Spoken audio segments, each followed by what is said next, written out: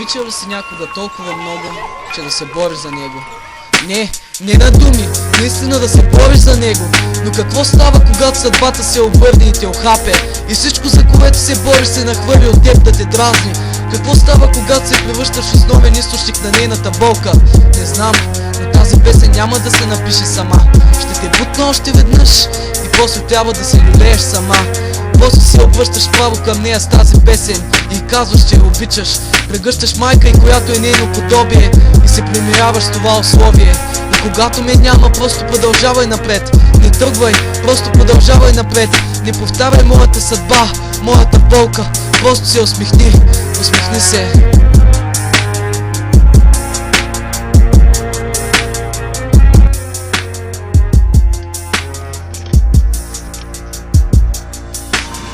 Все още сънувам това, как те бутам на люката и ти продължаваш сама. И си мисля как някога някой ми каза: имаше още един шанс, много пропиля. Как може да си толкова близо и в същото време да си толкова далече? Май доста бързо живота тече, аз спирам да мисля за тебе вече.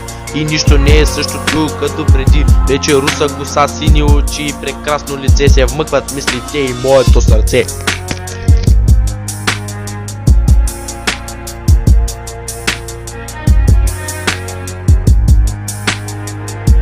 Когато ме няма, просто продължавай напред. Не тръгвай, просто продължавай напред.